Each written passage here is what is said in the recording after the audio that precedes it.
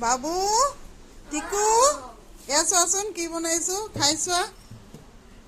খাই পেলাই কোৱা কেনেকুৱা লাগিছে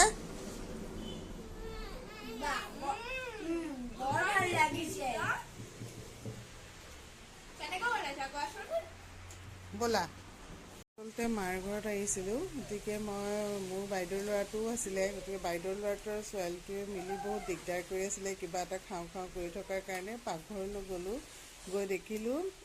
আটাৰ লাড়ু আছিলে গতিকে মই এটা লৰালৰিকৈ ৰুটি বনালোঁ বনাই আলু বইল কৰি ষ্টাফিং অকণ বনাই তাতে এক পিচ পনীৰ দি এইদৰে গোল কৰি ৰোল বনাই আগটোত মই ময়দা অকণ গুলি পেলাই ডাঠকৈ আগটো চিল কৰি তাতে মই সেইটো ফ্ৰাই কৰি দিলোঁ ফ্ৰাই কৰি দিওঁতে